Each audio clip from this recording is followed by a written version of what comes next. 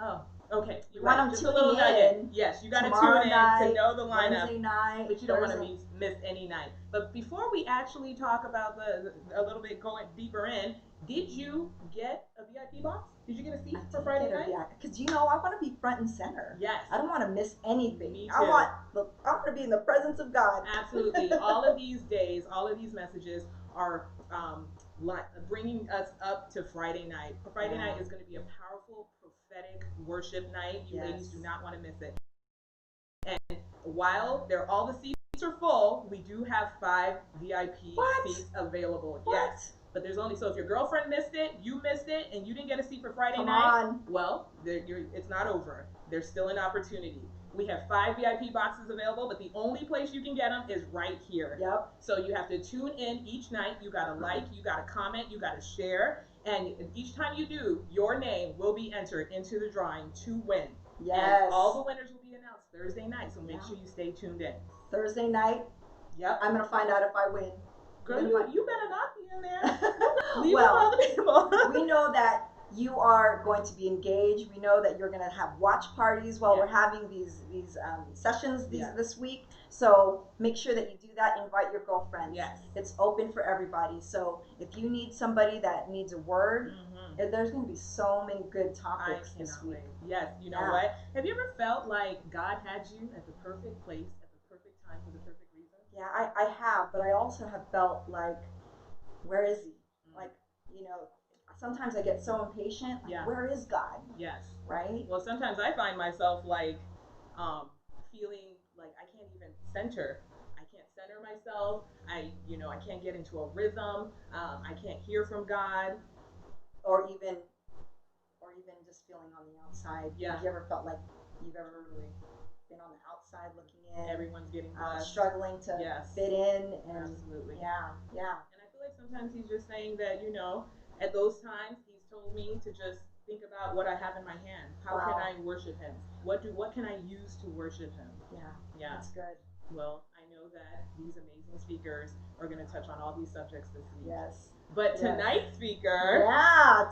So you have history with our first speaker tonight. A little bit. How much history? All my 30-something years. Well, that's a long time. So you know her pretty well. I do. Tell the audience a fun fact about our speaker, something they don't know. Okay. So first, do you want to unveil our speaker?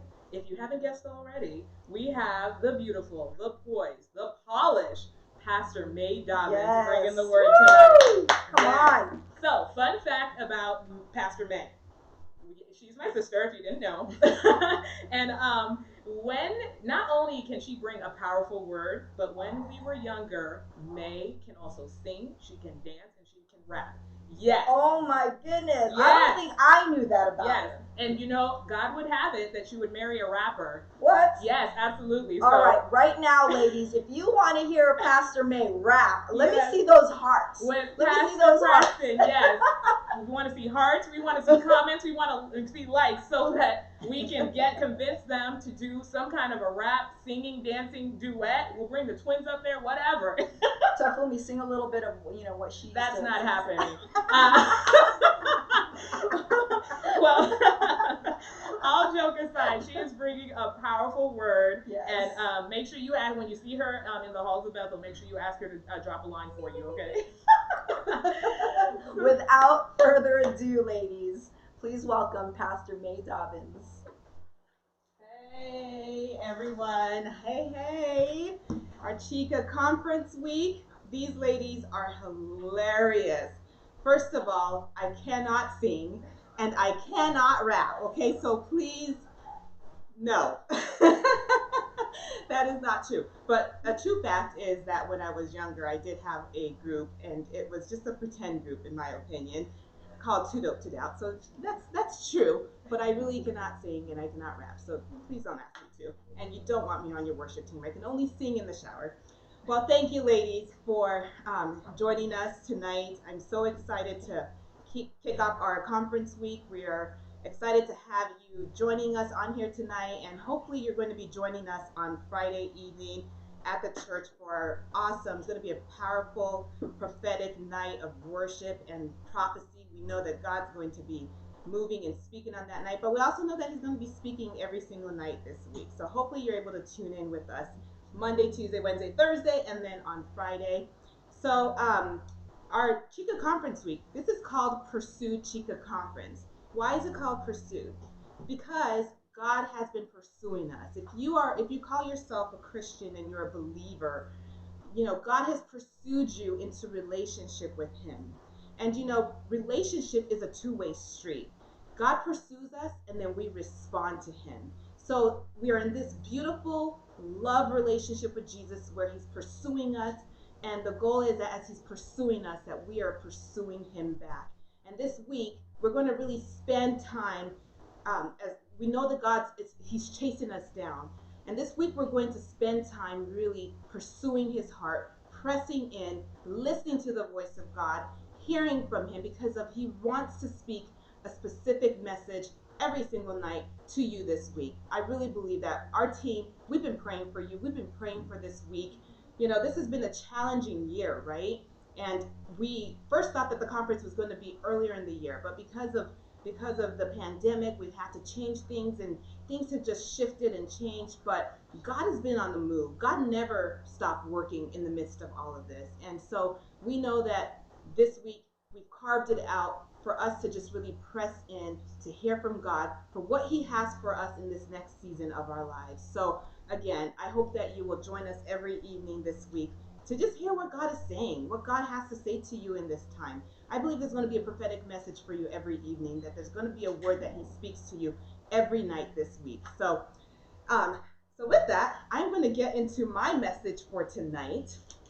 And I'm excited for this word that God has given to me for us tonight. It's for me, it's for all of us. And as I start out, I want to say that, God is just amazing. God is so good, and he is so perfect. His timing is so perfect. And I'm trying to get my notes together at the same time because somehow I got it all mixed up. There we go. All right. God is so perfect. His timing is perfect. And I'm going to be talking about God pursues us for perfect timing. We want God's timing in our lives. And that's what I'm going to be talking about. I'm going to be touching a little bit on the story of Esther tonight. But before I go in, God is in the business of making history. God is in the business of making history. His history recounts his power, his faithfulness, his mercy, his kindness, his existence, his greatness. God has archives of history books of all of the people who have allowed him to show them his mercy and his kindness and his purpose for their lives. He has archives of history books of people who said yes to the calling, people who said, yes, God, use me, people who responded to the purpose and the calling that he had upon their lives. And almost all of these people, right, we've never heard of. Almost all of them, because of there's archives, like I said. I just imagine and envision in heaven, he's got archives and archives and archives of all sorts of history books, of all sorts of people who allowed him to use them. But most of them we've not heard of. However, God used each one of these people in specific, unique ways as puzzle pieces to accomplish this great grand master plan. How many of you know that God has a master plan for all of humanity? He has a plan for each one of our lives, how he's going to use each one of our lives. Our lives are like little puzzle pieces that he's putting together. And from all of history until now, we all are playing a part in this puzzle piece, in this grand master plan, if we say yes and if we allow him to use us for what he's purposed for us to do on this earth. And so he has those people who said yes written in history books. And God is inviting you and I. He's actually pursuing you and I to be a part of his story. And I'm sure you guys have heard that little thing before, right? History, his story. He's inviting you and I. He's been pursuing us, right? To just join in on what he is wanting to do on this earth with eternity, with mankind. And so to be history makers, however, for us, when we say yes to God, we become part of history. We become part of the little puzzle pieces that he's putting together. But I have to say that when we say yes to God, It will take boldness. It will take courage. It will take fearlessness and fierceness. It will take us it will take us really having to lean in and trusting in God every step of the way. Because, as I'm going to talk about, with purpose comes responsibility. But it's a good thing. It's a good thing. So today I'm going to be touching on the story of Esther. Esther is just another history book, right? That God chose to pull from his archive of stories for us to read today and to learn from. The Bible is just some stories from his archives, history archives of stories that he's pulled down for us to study their lives. But you and I, too, are being written into history right now. You are being written into history right now if you say yes to God. If you allow him to use you for his purposes, he's writing you. You have your own little, maybe not so little book that God is going to place on his little archive bookshelf that he has. Esther was a woman pursued for perfect timing. She was a woman pursued for perfect timing. And if you're not familiar with the story of Esther, I really encourage you to get into that story. It's very short. It's one of my favorite books of the Bible. I love the story of Esther. I encourage, I'm not going to be going through all of that tonight, obviously. So please read it, tonight if you can. It's really short if you have never read it. And even if you have read it, as I was studying for this, reading it again just really began to spark some other things inside of me. And I got new and fresh revelation. So I encourage you to read it again tonight if you can. But she was a woman pursued for perfect timing. She was a woman pursued and sought after to be a part of a great master plan, a part of God's story, his story. And we're going to talk about how perfect his timing was to have her in position to fulfill moments in life, perfectly timed moments. And God has a great calling and a purpose for you too. Just like he had a purpose and a calling for Esther. He had a perfect timing moments for her. God too has perfectly timed moments for your life. And he has a great calling and great purpose for you to fulfill. And he has perfectly timed moments for you. He has great opportunities awaiting you where you'll either get to choose to act or you have a decision to make where you either choose to act and to move forward saying yes to God, or you could shrink back. Sadly, many people do shrink back from purpose. Many people know they have purpose in calling, yet when the opportunities present itself, it seems too big. How many of you know the story of the Israelites, right? As they had an opportunity in the very beginning, after they were released from Egypt. They had an opportunity to go into the land and take over. But guess what? They saw themselves as small little grasshoppers. They saw giants in the land. And instead of trusting in God and believing in God, they shrunk back. And guess what happened? They spent 40 years in the wilderness. So people know that there's a promise. They receive promise from God. But not everyone who says, yes, I'll go, really actually goes, because of there's a shrinking back. There's a not believing in the power of God in their lives. And they shrink back and they don't get to experience the things that God had in store for them. God has pursued you into relationship with him. And he continues to pursue you through his grace and his mercy and his loving kindness. Proverbs 23:6 says, for your goodness and love pursue me all the days of my life. I love those verses. And that's actually the verse for the conference is Proverbs 23:6. And this is the TPT version, which I absolutely love. For your goodness and your love pursue me all the days of my life. God's love is pursuing you every single day.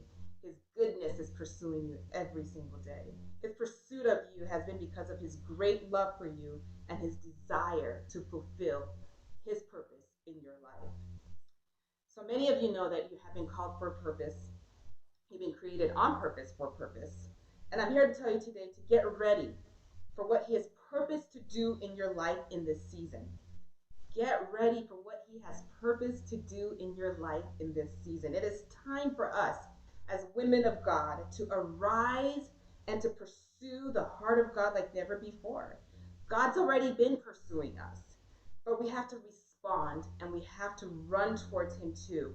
We have to seek his presence and listen for his voice and direction like never before. We don't want to miss God.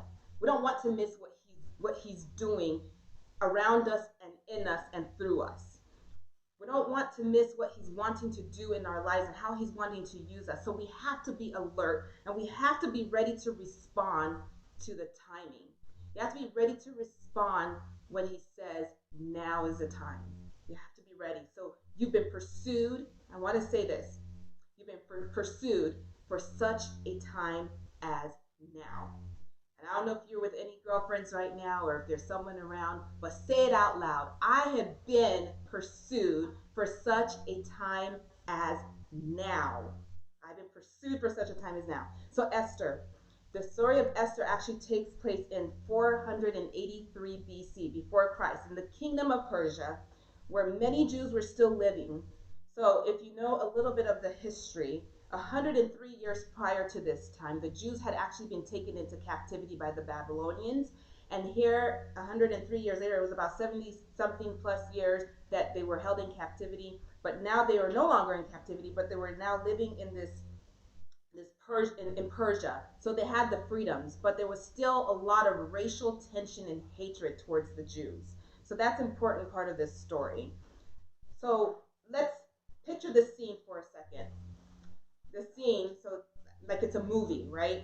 So on one part of the scene, you see there's a king, King Xerxes, and he is in this palace, and he's throwing this huge grand festival. He asked for the queen at the time, before Queen Esther, Queen Vashti was the queen, and he asked her to come out, and she refused to come out, and she was rebellious, and it was a whole drama scene taking place in the palace. There's this whole drama. She wouldn't come out, and of course he got mad, and then they pretty much I want to say dethroned her. They disposed of Queen Vashti. So now they're saying we need to find another beautiful queen to replace Queen Vashti. So there's that scene of this palace drama taking place, right?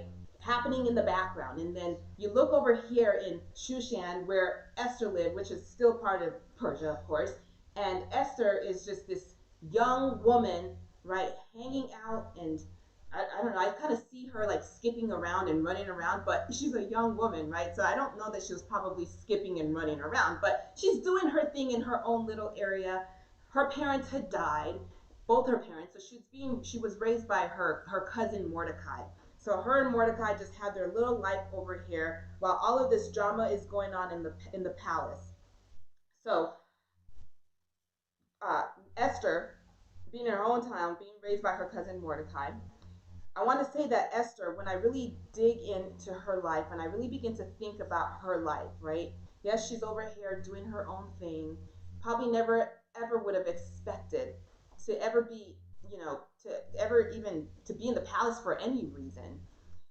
Esther, I would say it's safe to say that she's probably was a woman that was acquainted with pain and sorrow and loss, right? Because she lost both of her parents, being raised by her cousin Mordecai. So she was this young woman who knew pain, and she knew sadness and maybe even some hopelessness. But God had a plan for Esther's life. God had a purpose for her life. God was going to use her life that was going to mark all of history. God saw her in her pain. God saw her where she was at in her own little town, doing whatever she was doing. God chose her and handpicked her for a grand plan and for a grand purpose. The timing couldn't have been any more perfect. God chose Esther to be the one that he was going to use to deliver his people from genocide, from obscurity, from her little place, from the place where she was at, and having experienced all of the pain and turmoil and tribulations that she had experienced. God hand chose her for a great grand purpose. So in the background of Esther's life, there's this background scene going on that God was orchestrating for these two scenes to come together for a divine purpose. This is how God works. He's so cool. So I'm going to share in a bit, even from my own life, a little bit of a testimony that I have. Not a little testimony for me. It's actually a big testimony for me. but of God's perfect timing. God's perfect timing. That's what I'm talking about today. God has perfect timing for my life, and he's got perfect timing for your life, and he had perfect timing for Esther's life. So I want to say that there is an orchestration, just like there was this orchestration going on in Esther's life. There's an orchestration taking place in the background. A symphony of events is happening that are going to open up doors of opportunities for you. There's things happening in the background that God is putting together and in place that you're going to step out into, and you're going to step out into purpose. So though you went through trials and tribulations, this year has been crazy, but I'm sure you went through other things even before this year, right? You went through things. God has seen you through, and you're still here today because he saw you through. God is not done with you. You're still here today because he's not done with you, and he has great purpose for your pain. He's got great purpose for everything that you've ever experienced. God is going to fulfill his promises in your life. So for anyone who feels that they've been in this place of obscurity, a place where you might feel that maybe God has forgotten about you or doesn't see you or hear you, I want you to know this tonight.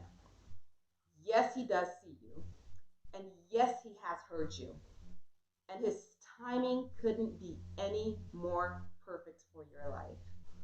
There is a divine master plan for your life and divine moments of opportunity that are suddenly going to open up for you.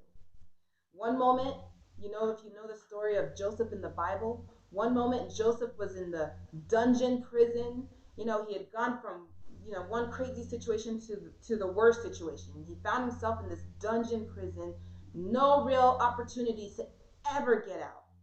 One moment he was there, and then the next moment he was taken out and made ruler and second in command. It was a suddenly moment in Joseph's life. Suddenly, God moved, and it was perfect timing for Joseph. God has perfect timing moments for you. Jeremiah 29:11-14 says, "For I know the plans I have for you, declares the Lord. Plans to prosper you and not to harm you. Plans to give you a hope and a future. Then you will call upon me, and you will come and pray to me, and I will listen to you. You will seek me and find me when you seek me with all your heart. I will be found by you, declares the Lord, and then I will bring you back from captivity." God pursues us in relationship to lead us into all that he has planned for our lives. But we have a responsibility to also pursue him back. We have a responsibility to respond to his pursuit. He has plans, but we have to call on him. And like that verse in Jeremiah that I just read says, we have to move towards him. We have to pray. We have to seek his heart. We have to seek his presence. And we have to learn to remain and be in the presence of God. Not sometimes, but every single day. God has things to tell us every single day. He wants to instruct us to go this way or don't go that way, or to do this or don't do this. We have to seek the heart of God every single day in order to not miss his timing. He says that you will seek me and find me. When you seek me with all your heart, I will be found by you. And this is how we will find and fulfill the will of God in our lives. Ecclesiastes 3:1 says, "For everything there is a season, a time for every activity under heaven." There is a time for every activity under heaven. God has perfect timing. God has a timing for when things will take place in your life and when we have to trust and only. God has a place for everything in your life, but we just have to trust him. And we have to trust and desire his timing for our lives. We have to learn to get comfortable in the waiting. It's not easy to wait. And I know that it's not easy to wait. It can even be painful. But we have to trust God's perfect timing in our lives. And we'll talk about that more in a moment. Right now, I want to read Esther. If you have your Bibles, please grab it. I want to read out of Esther chapter 2, and I'm going to read verse 1 through 20. So it's 20 verses, and I want you to hang in here with me, right? so we can just get this little bit of a context out of the book of Esther. So again, I'm reading Esther chapter 2, verses 1 through 20. You have your Bibles out? All right, here we go. But after Xerxes' anger had subsided, he began thinking about Vashti and what she had done and the decree he had made. So his personal attendants suggested, "Let us search the empire to find beautiful young virgins for the king. Let the king appoint agents in each of the provinces to bring these beautiful young women into the royal harem at a fortress in Susa.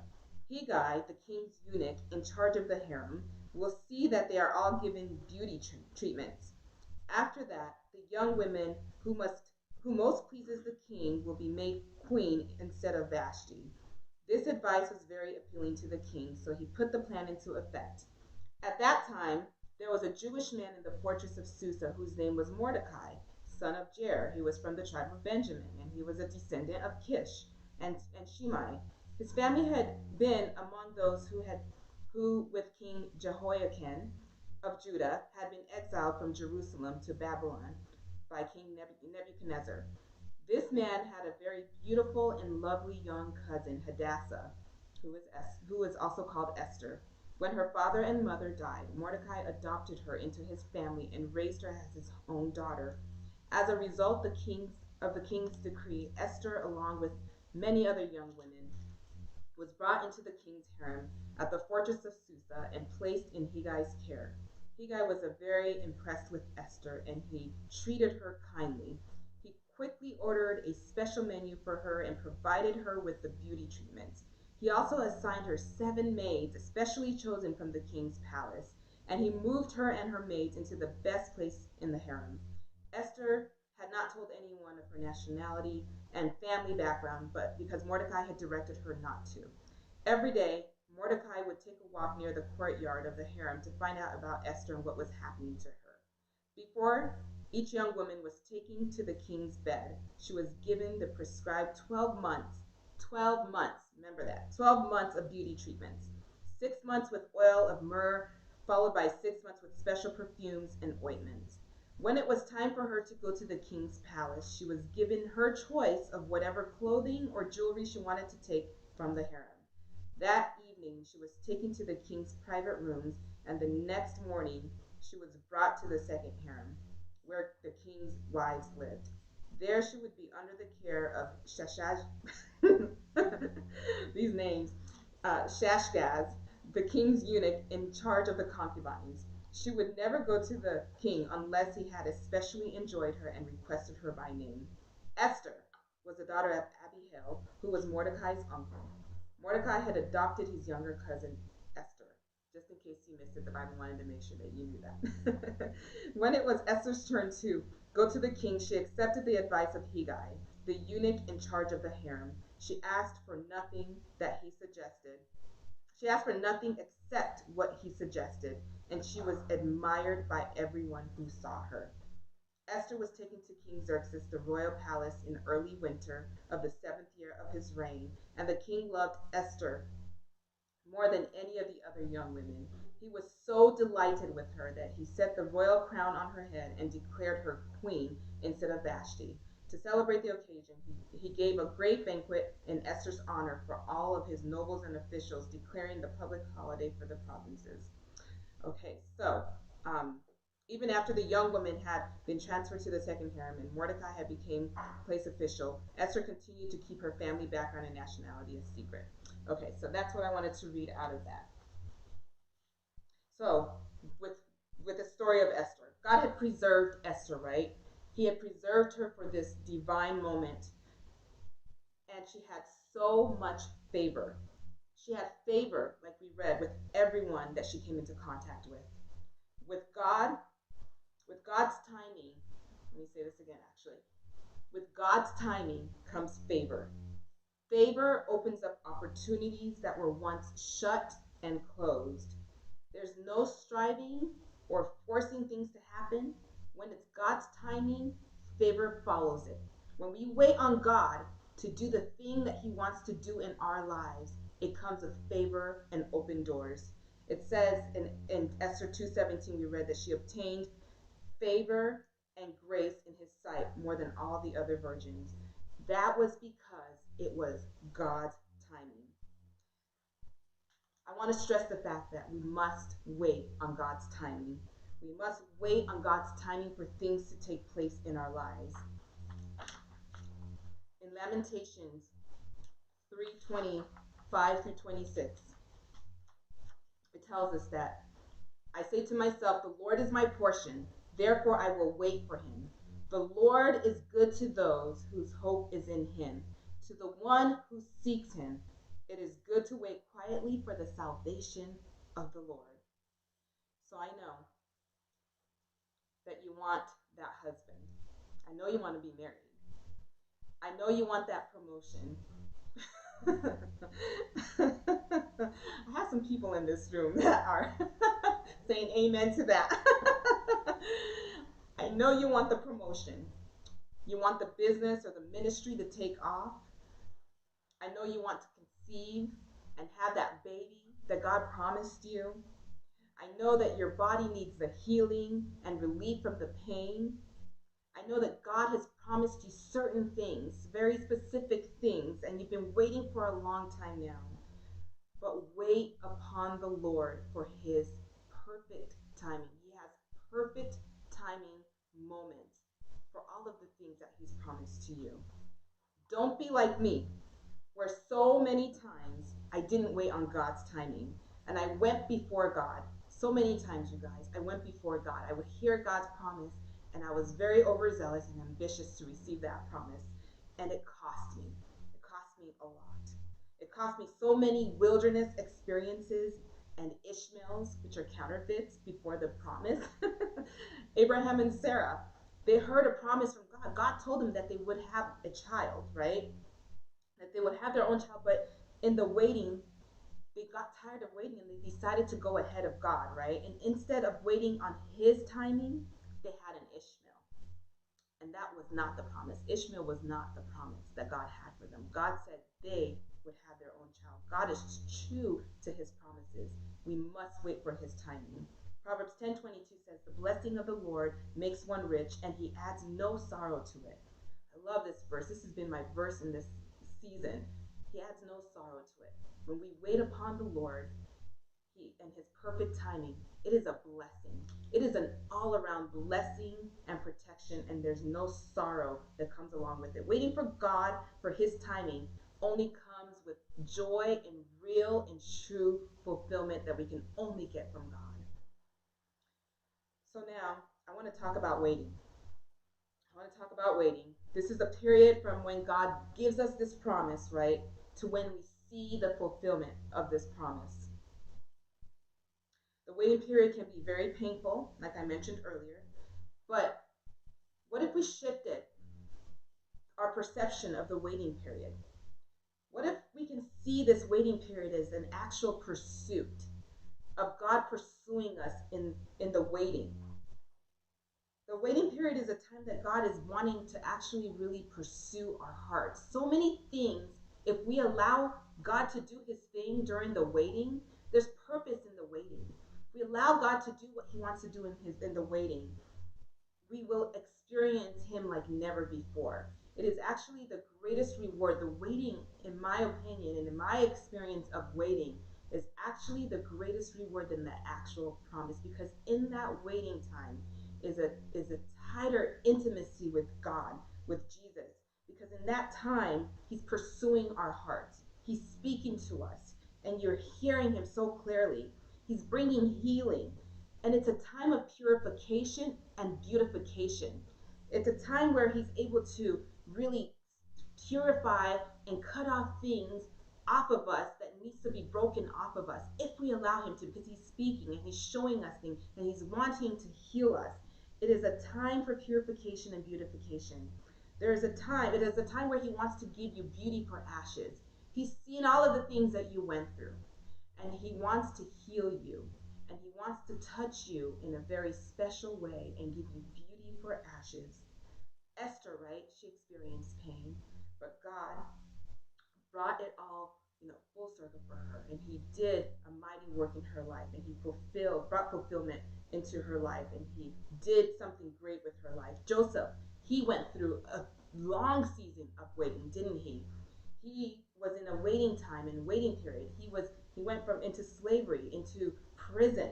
But what God was doing during that time was a purification that needed to happen, in his life to prepare him for the next thing that God had in store for him. It was a refining and purifying season. And even Esther, she went through a purification process, like I just read. Now her purification process is a little different, but it's more of a symbolic thing. Her purification process involved her taking beauty baths and all of these wonderful things, but it's more symbolic that before she was allowed to go into the king, 1 year of purification had to take place. 1 year of beautification had to take place, and it's symbolic for us. Before we enter into what God has in store, that promise, before he does that thing, there is a process that he wants to take us through that can actually be a very beautiful moment, beautiful time with the Lord of purifying and beautification. So in the pursuit, you will learn to trust God as he is leaving a track record of faithfulness. During that pursuit time, during that waiting time, God is pursuing us, and he's leaving track records of his faithfulness, so that when you get to that place, when you get that promise, you're going to be able to look back and see his faithfulness in that season. The waiting is preparation. The waiting season is preparation for what God is getting ready to do in your life. God spoke some specific things to me 15 years ago. 15 years ago, you guys. He spoke promises to me.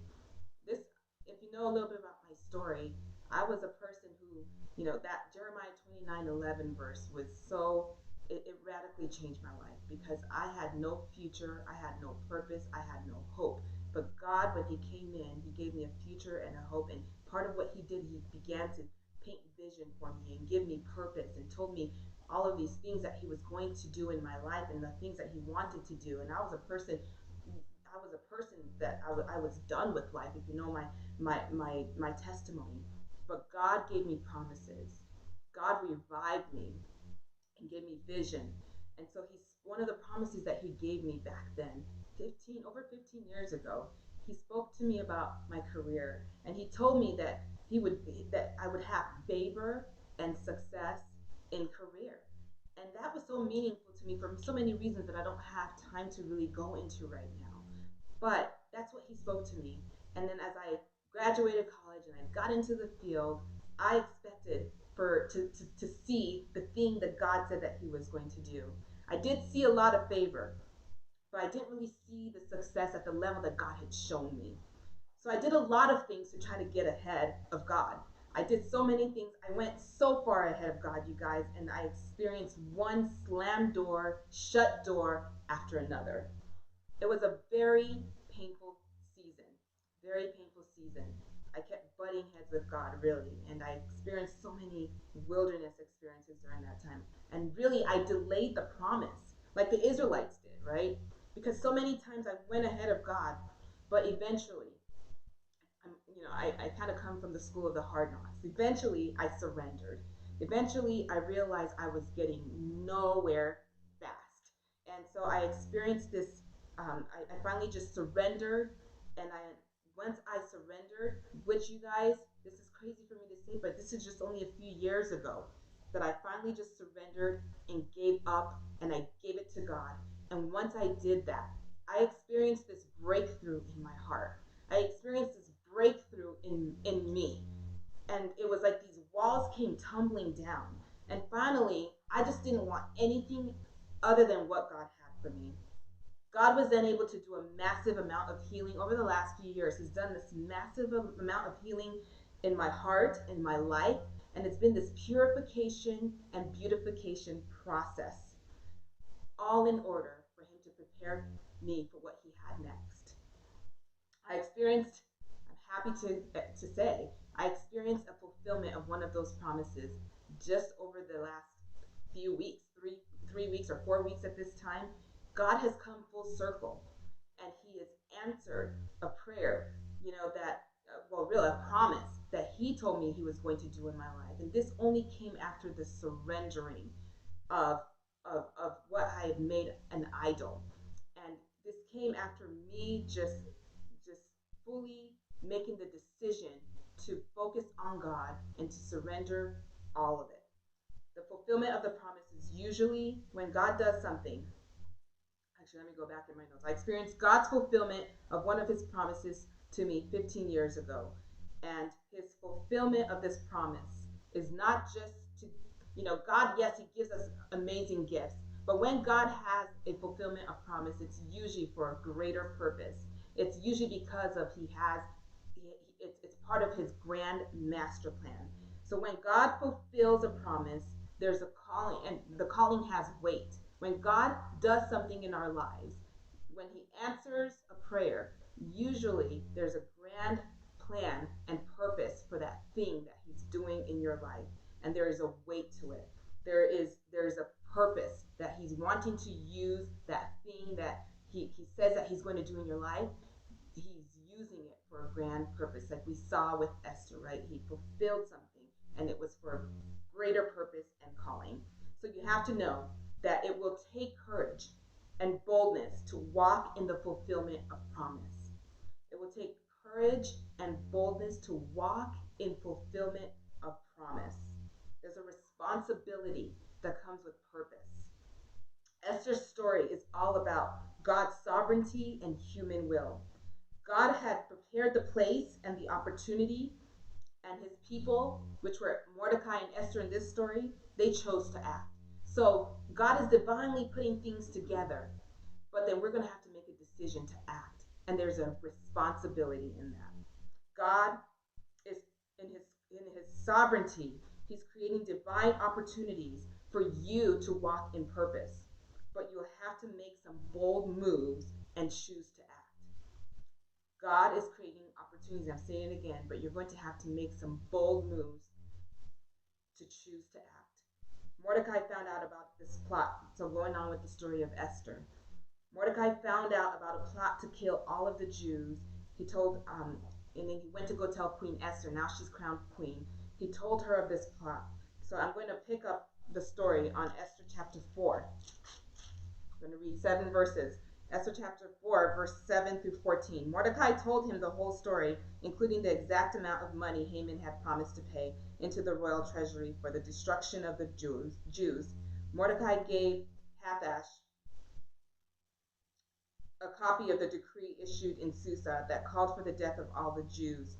He asked Hathash to show Esther and explain the situation to her. He also asked Hathash to direct her to go to the king to beg for mercy and plead for her people. So Hathash returned to Esther with Mordecai's message. Then Esther told Hathash to go back and relay this message to Mordecai. Here's what Esther said. This is a defining moment for Esther. All of the king's officials and even the people in the provinces know that anyone who appears before the king in his inner court without being invited is doomed to die unless the king holds out his gold scepter. And the king has not called for me to come to him for 30 days. So Hathash gave Esther's message to Mordecai. Mordecai sent this reply to Esther. Don't think for a moment that because you're in the palace, you will escape when all the other Jews are killed. If you keep quiet at a time like this, deliverance and relief for the Jews will arise from some other place, but you and your relatives will die. Who knows if perhaps you were made queen for such a time as this. The timing of Esther being in the royal palace was impeccable, right? It was a divine purpose and timing. Purpose and timing, however, comes with responsibility because it requires action. Esther was in place, living in the palace, but this was a responsibility. She had this huge responsibility, and she had to take action. Esther went ahead, and if you know the story, she did the right thing. She took action. She risked her life, and she saved the Jews. God used her to save his people. And this is recorded in all of history. So what I want to say is, God's pursuit of your heart and your life, God's pursuit of your heart and your life, the relationship that you have with God, has been for such a time as now. We're living in some interesting times right now that is requiring God's people to rise up. We have to pursue him now like never before. We have to pursue his heart like never before. This is a time that we're going to see the move of God like never before. There's this great awakening taking place, and he is pouring out his spirit. We have to be ready, however, to move with boldness and with courage when he says now. We have to be prepared. Make sure in the waiting time, as you're waiting for that next thing that God is calling you to do, that you're pressing in, that you're pressing into relationship with him, that you're pressing in to hear him, that you're pressing in and building up your confidence in him, so that when the timing comes, you're ready to go and not going to shrink back, but you're going to arise. You're going to rise up to the calling in what he's calling you to do. We have to be ready to move with boldness. Esther saw her God-given opportunity, and she seized it, and her life made a difference. Her life made a difference. We're talking about it today, right? She took action. She rose to the occasion. There was weight and responsibility in the calling and in the purpose, and she rose to it. And we're reading about her life today. Her name is written in all of history. So I have a question for you. How will you respond to the opportunities that will be presented to you? Are you going to be ready? Are you prepared? How will you allow God to use your life to make a difference for such a time as now? Are you hearing from him? Are you spending time with him, seeking his heart, seeing what he has to say, which direction he wants you to go? How will you allow him to use your life to make a difference? Perhaps, maybe, he has prepared you to act in such a time as this. Get ready. Get ready, because you have been pursued for such a time as now. I love you, ladies. We have Niece and Tofumi coming back up. Oh my goodness. What an amazing message. Wow. That was powerful. Oh my goodness. Were you touched? I was. Yeah. You know, my takeaway was, among other things, is God makes room for his own, right? Yeah, he does. If there's a promise God gave you, he makes room for you. You may be looking at a situation like, I don't know, there's no more room for promise there. God makes room, just like he made room for Queen Esther. Right. Poor Vashti, but she made room for Esther. Yeah, he made room for his promise. Yeah. So, I mean, that's what God is so faithful, you know? That's what was my takeaway. What about you? You know, I was thinking about the message and how I reflect back on my life and how God's timing was so perfect in every situation. Yeah. I bet that if you sit down and listen to the message again, or even just reflect on what you heard tonight, and you reflect back on your own life, you'll see God's perfect timing in your own life. So what were those questions that she asked? How will you respond to God's timing and your circumstances? How are you going to allow God to use you in this season, in this time, for his plan for your life? Definitely take a moment to think about it, but don't let those thoughts be private. We want to hear it, right? Even in the comments. Yeah. How are you going to act on this word? So we are just. That was just the beginning. I know, right? There's so much more in store this week. So much more in store. I know that Tina and Cindy are kicking it off tomorrow night. You do not want to miss those two ladies. Yes, they're hilarious. 7 p.m. tomorrow. 7 p.m. right here.